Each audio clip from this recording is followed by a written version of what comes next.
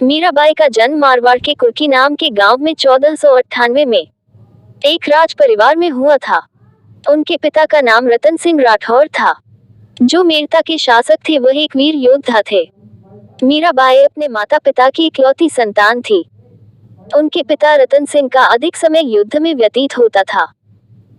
जब मीराबाई छोटी थी तब उनकी माता का निधन हो गया था। उनका लालन पालन उसके दादा राव दूदा जी की देखरेख में हुआ था, जो योद्धा होने के साथ साथ भगवान विष्णु के बड़े उपासक व भक्ति भाव से ओतप्रोत थे। एक दिन राजमहल के सामने से एक बारात निकली। मीरा तब छोटी थी।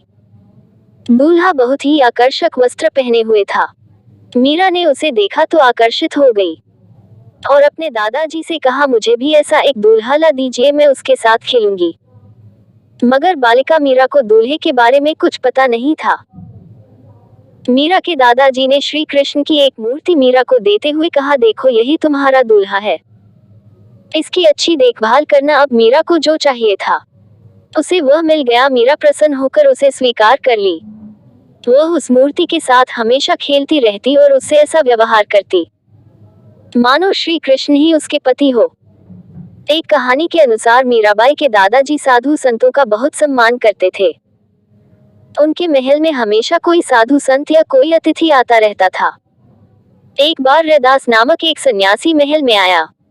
रैदास संत रामानंद के शिष्यों में से प्रमुख थे, जिन्होंने उत्तर भारत में वैष्णव संप्रदाय का प्रचार किया। उनके पास श्री कृष्ण की एक सुंदर मूर्ति थी। वह उस मूर्ति की स्वयं पूजा करते थे। मीराबाई ने उस मूर्ति को देख लिया और उसे मांगने लगी। सन्यासी कुछ देर पश्चात महल से चले गए, मगर मीरा उस मूर्ति के लिए हठ करती रही, यहाँ तक कि उसने उस मूर्ति को पाने के लिए भोजन करना छोड़ दिया था। किंतु अगले दिन सुबह रैदास वापस राजमहल में लौट आए और उन्होंने श्री कृष्ण की मूर्ति मीरा को दे दी। रैदास ने कहा, पिछली रात श्री कृष्ण मेरे सपने में आए और कहने लगे, मेरी परम भक्त मेरे लिए रो रही है, जाओ उसे यह मूर्ति दे दो। यह मेरा कर्तव्य है कि मैं अपने स्वामी की आज्ञा का पालन करूं, इसलिए मैं यह मूर्ति मीरा को देने आया हूं। मीरा एक बहुत बड़ी कृष्ण भक्त है। कुछ विद्वानों का मत है कि यह कहानी केवल कल्पना नहीं अपितु सत्य घटना है। मीरा ने स्वयं अपने गीतों में कहा है, मेरा ध्यान हरि की ओर है और मैं हरि के साथ एक रूप हो गई हूँ।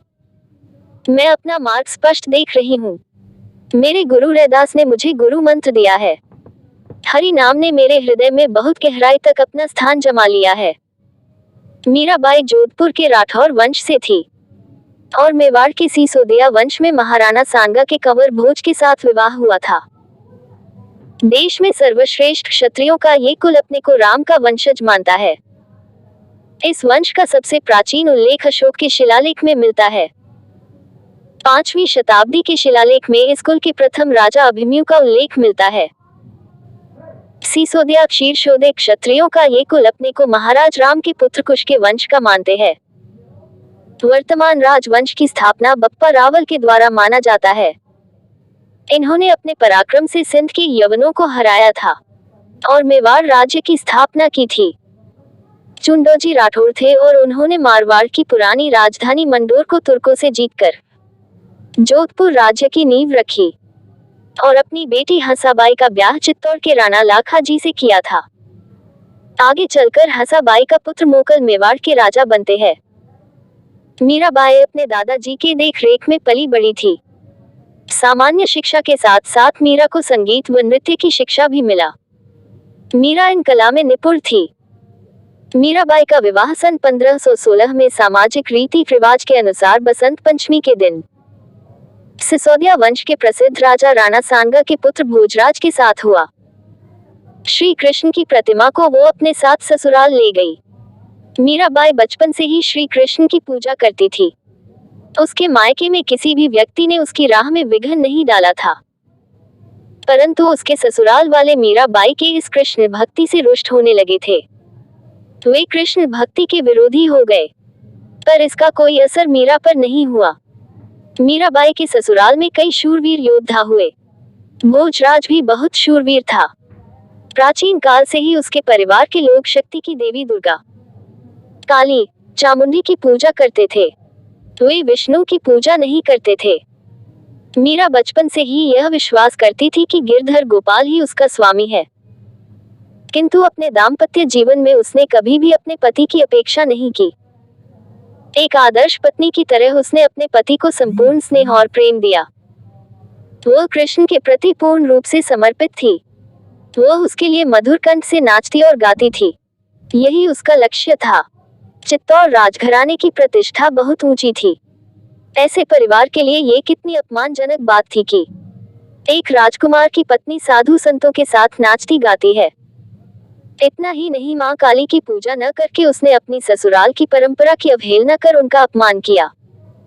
परंतु भोजराज मीराबाई से अधिक प्रेम करते थे, इसलिए उसके विरुद्ध कुछ कहने का साहस नहीं था। आखिर में भोजराज ने केवल मीरा के उपयोग के लिए राजमाल के पास ही एक मंदिर बनवा दिया था। युद्ध में घायल होने के कारण 1521 में भोजराज की मृत्यु हो गई। मीरा तब मात्र 18 वर्ष की थी। पति की मृत्यु के बाद उसकी सास व नंद ने उसे बलपूर्वक उसे विधवा वेश पहना दिया। पति की मृत्यु के बाद मीरा का देखभाल करने वाला कोई नहीं बचा था। इसके बाद कई लोगों ने उन्हें पागल की संज्ञा देकर अपमानित किया। इन सब के कारण वह कृष्ण भक्ति में और लीन हो गई।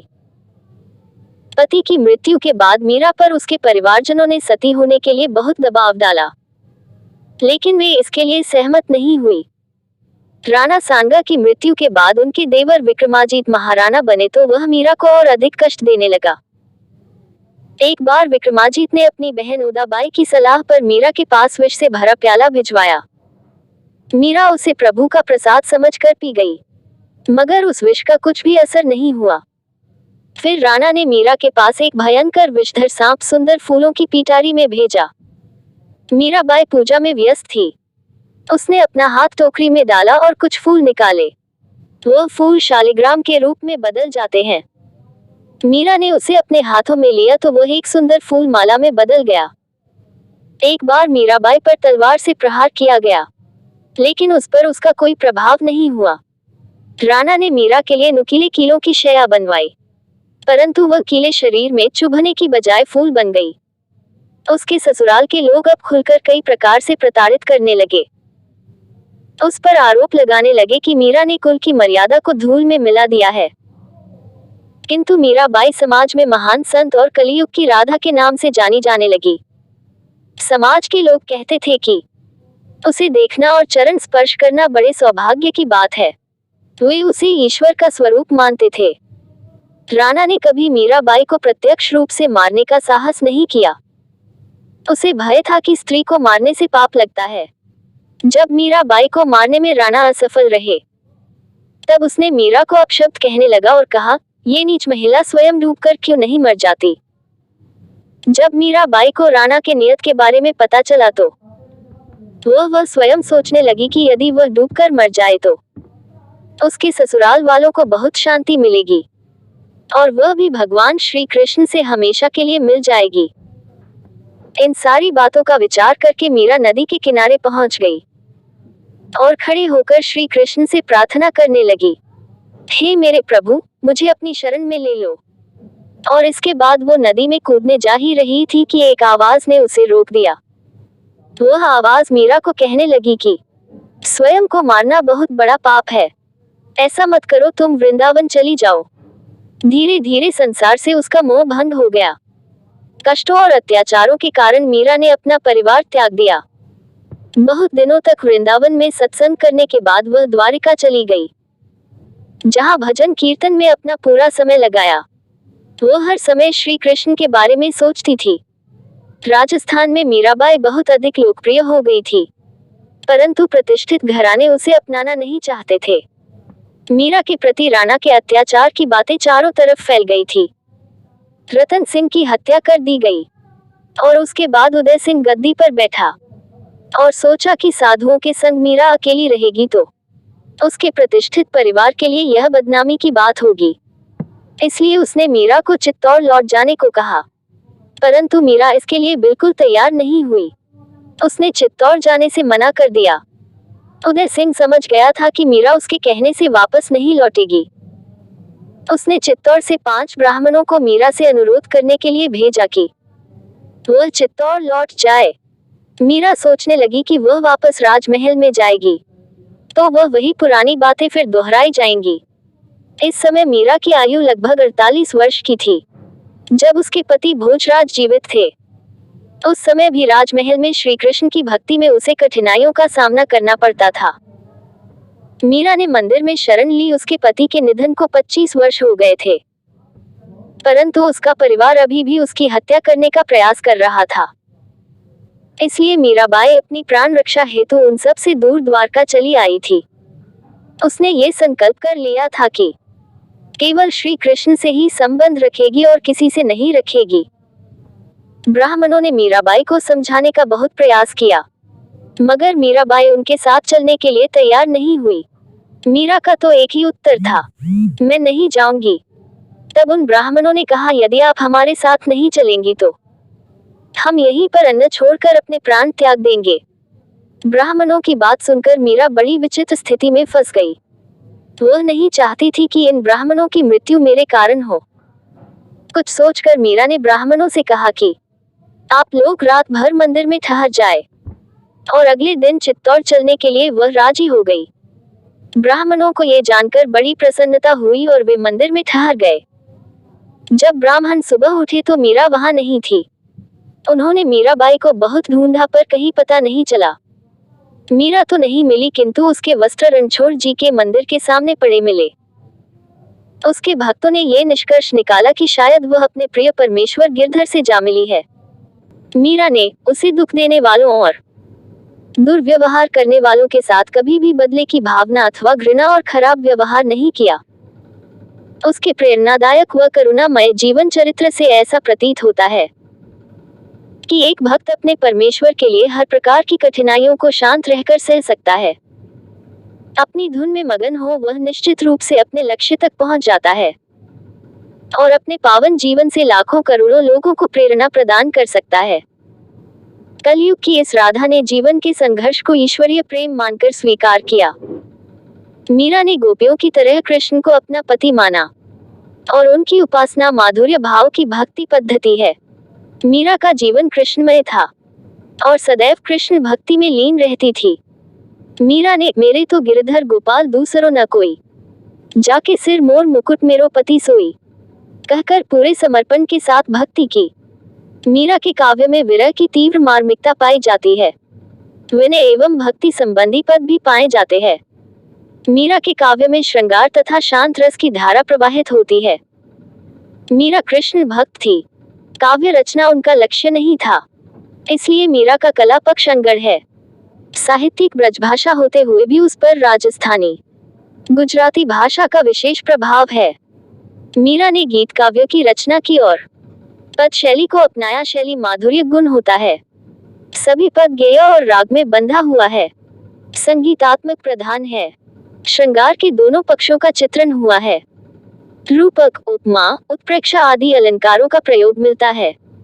सरलता और सहजता ही मीरा के काव्य के विशेष गुण है। मीरा की भाषा राजस्थानी मिश्रित ब्रज है। उनकी भाषा का कोई रूप नहीं है। कई स्थानों का भ्रमण करने के कारण उनकी भाषा में कई स्थानों का प्रभाव दिखाई पड़ता है। लिखित रूप में न होने के कारण इनकी भाषा कई स्थानों में बदलती रही है। आज जिस रूप में मीरा के पद प्राप्त होते हैं उनकी भाषा बहुत सरल और सुबोध है। मीरा की शैली प्रसाद गुण युक्त है।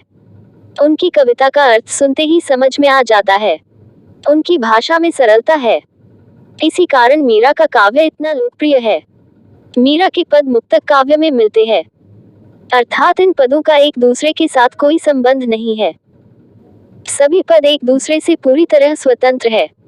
इनमें कथा का भी कोई प्रभाव नहीं है, परंतु मुक्तक काव्य की जो विशेषता मानी जाती है वे सब मीरा के पदों में पाया जाता है। मुक्तक काव्य के लिए गहरी अनुभूति का होना आवश्यक समझा जाता है। मीरा के पदों में अनुभूति बहुत गहरी है।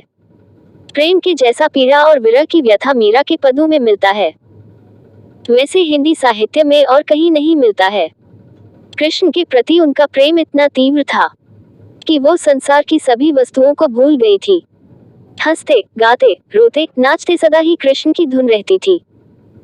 मीरा अपने आप को ललिता नाम की एक गोपी का अवतार कहा करती थी। मीराबाई भक्ति काल की कृष्ण भक्ति धारा की श्रेष्ठ कवयित्री है। गीता काव्य एवं विरह काव्य की दृष्टि से मीरा का साहित्य में उच्च स्थान है। कहते हैं मीराबाई द्वारिका दर्शन करने गई थी, तो वहां राणा जी के द्वारा कुछ ब्राह्मणों को मीराबाई को महल लाने के लिए भेजा गया, पर मीरा उन ब्राह्मणों का कहना नहीं मानी, तो मीरा ने अपने अंतिम समय में ये पद गया था और सदा सदा के लिए भगवान श्री कृष्ण जी के मूर्ति में समा गई। वह मूर्ति अब अबड़ाकोरजी इलाके के गुजरात में है। मीराबाई एक सक्षम कवयित्री थी। श्री कृष्ण के प्रति अगाध श्रद्धा, प्रेम व समर्पण उनकी रचनाओं से पता चलता है। वह सदा श्री कृष्ण के बारे में सोचती रहती थी।